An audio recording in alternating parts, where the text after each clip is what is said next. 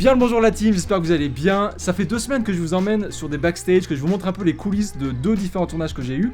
Et vous avez été assez nombreux à me poser des questions sur la partie montage, post-production, comment je m'y prends pour monter mes vidéos. Donc aujourd'hui, ça tombe bien parce qu'on parle de ça. On va décortiquer ensemble le montage que j'ai fait sur la vidéo Perrier, que j'ai fait d'ailleurs sous forme de battle avec mon pote Maxime de la chaîne Pile et Face. C'est une vidéo qui vous a pas mal plu apparemment, ce qui est vraiment cool.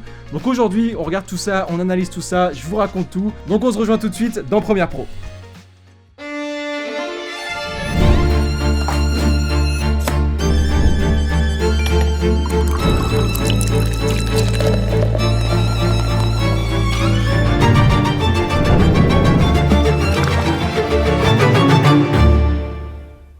Bienvenue dans Premiere Pro. Pour ceux qui ne savaient pas, moi j'utilise intégralement la suite Adobe. Je vais uniquement utiliser Premiere Pro et After Effects dans cette vidéo. Et je voulais d'abord vous parler de la musique parce que la musique a joué un grand rôle dans cette vidéo. Je voulais vraiment trouver quelque chose qui changeait et j'ai passé, je crois, plus de 2 heures à trouver la musique, j'en pouvais plus. Mais ça fait aussi partie du métier, je pense que vous êtes nombreux à avoir passé des heures à chercher des musiques. Donc j'ai trouvé cette musique sur Artlist. Je vous présente plus Artlist parce que tout le monde connaît, mais c'est un site que j'utilise tout le temps, que ce soit pour mes vidéos perso, donc pour YouTube, mais aussi pour mes projets commerciaux, pour mes clients, parce qu'on peut aussi utiliser cette musique pour des projets rémunérés. Et si jamais, il y a un lien juste en dessous pour avoir 2 mois gratuits. Fonce.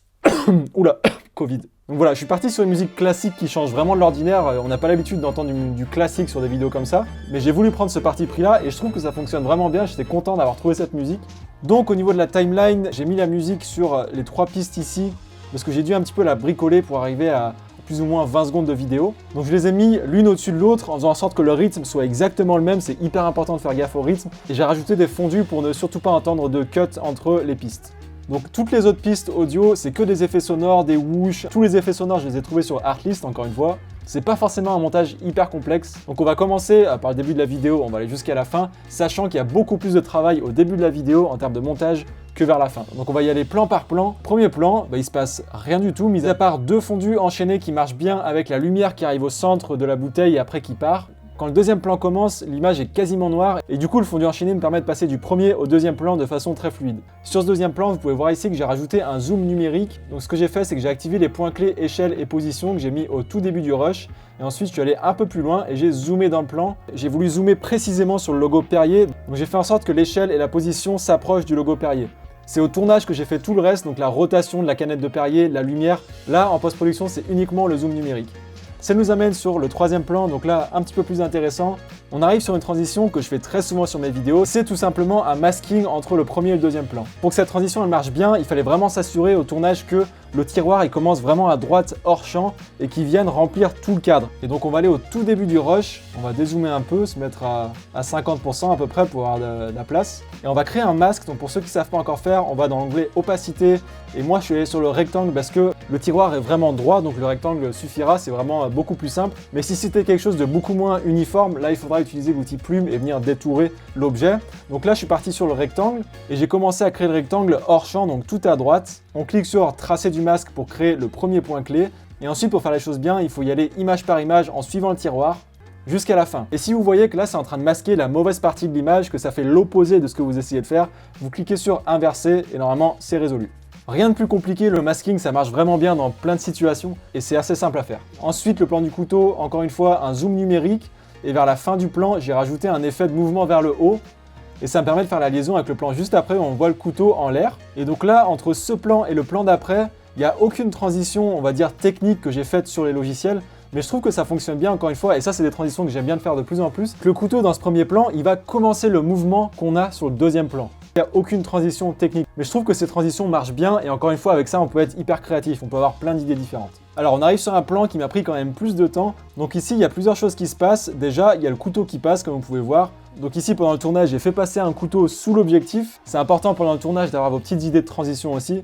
Et ce que j'ai fait, c'est qu'encore une fois, avec un système de masking, j'ai créé un masque et là, je suis venu détourer uniquement le couteau. Donc ce rush-là que vous pouvez voir au-dessus, c'est uniquement le couteau qui passe, voilà, que j'ai détouré jusqu'à la fin et qui me permet du coup de faire la transition entre les 2 rushs. Et du coup, en dessous de ce couteau, j'ai aussi dû faire une transition pour passer d'un plan à l'autre. Parce que là, le couteau qui passe, c'est juste un couteau qui passe. C'est pas ça qui va faire ma transition, c'est pas ça qui va me permettre de passer d'un plan à l'autre.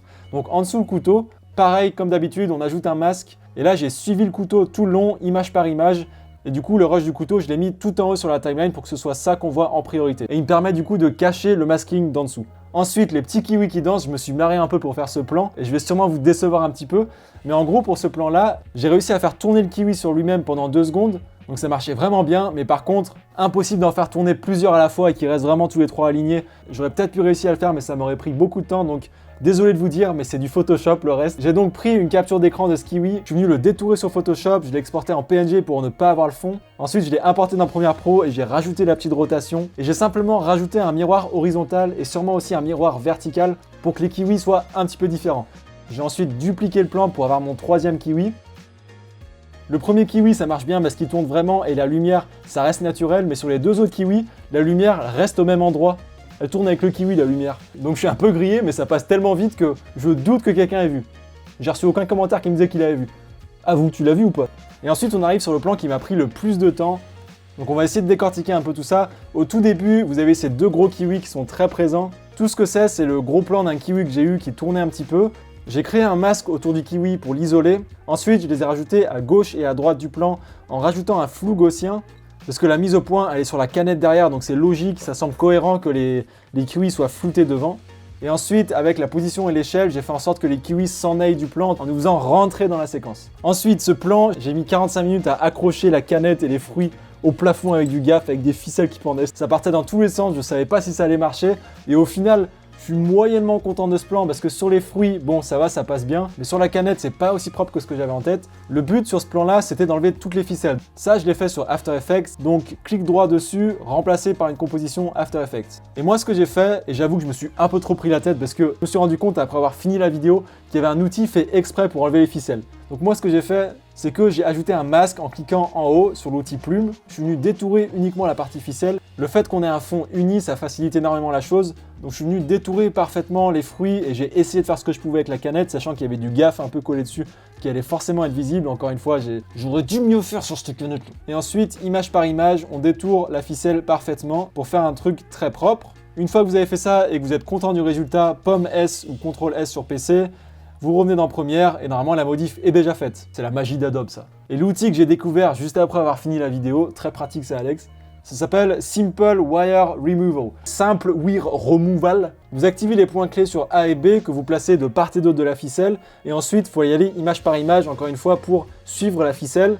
Et ensuite tout ce qui reste à faire c'est bouger la partie thickness pour venir rendre invisible la ficelle. Donc c'est pas plus dur que ça et je m'en veux encore de ne pas avoir découvert cet outil avant de faire cette vidéo. Donc voilà, ça c'est la partie un peu plus travaillée.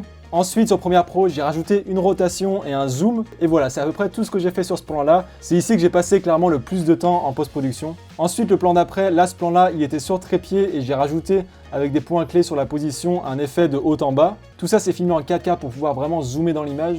Ici, il n'y a pas du tout de post-production, c'est que au tournage. Sur ce plan-là, j'ai rapidement fait apparaître le logo Perrier parce qu'on l'avait pas vu depuis le début de la vidéo et je pensais important voilà, de le faire apparaître à un moment donné dans la vidéo. Donc c'est là où j'ai décidé de le mettre parce qu'il y avait un fond noir au-dessus. Et ce que j'ai fait, c'est que j'ai mis un masque autour du logo Perrier. Je suis venu augmenter beaucoup le contour progressif pour éviter d'avoir des contours trop marqués. Et ensuite, le mode de fusion, je l'ai mis sur écran. Et ça, je m'en sers très souvent pour mettre 2 plans ensemble. Pour revenir rapidement à la musique, vous voyez que la musique se termine exactement sur le packshot final. Et je trouve ça vraiment important d'essayer de faire finir la musique exactement quand la vidéo se finit. À chaque fois que je vois une vidéo qui finit et la musique, elle se termine en fondu, il y a une partie de moi qui est là en mode « Mais non !» Voilà globalement le travail qu'il y a eu en termes de montage sur cette vidéo. J'espère que ça vous aura intéressé, que vous aurez appris des choses. Si j'ai un conseil à vous donner pour terminer cette vidéo, c'est de vraiment vous donner à 3000% sur la partie tournage. Si vous n'êtes pas très content d'une prise pendant le tournage, il ne faut pas vous dire que vous arriverez à le rattraper au montage. Essayez d'avoir le meilleur résultat possible pendant le tournage parce que c'est dur parfois de rattraper une prise au montage. Donc donnez tout ce que vous avez pendant le tournage, prenez vraiment 1 heure de plus s'il faut, mais essayez vraiment d'avoir le meilleur rendu possible pendant le tournage avant d'arriver en post-prod. Voilà, c'est tout ce que j'avais pour vous. Merci encore d'avoir suivi cette vidéo. Si vous êtes encore là à ce moment de la vidéo, vous êtes des vrais. J'ai trouvé une super astuce aussi pour ne pas rater les vidéos qui arrivent. C'est en fait, en dessous, il y a un bouton s'abonner. Alors, je sais pas si vous l'avez déjà vu, mais il est vraiment pratique parce que quand tu cliques dessus, en fait, tu rates pas les vidéos d'après. Et c'est hyper pratique. Moi, je viens juste de découvrir ça il y a peut-être 2-3 jours. Et franchement, essaye parce que ça marche vraiment bien. Franchement, folie ce bouton. Je vous dis à très vite pour une nouvelle vidéo. Ciao. Et joyeux Noël aussi.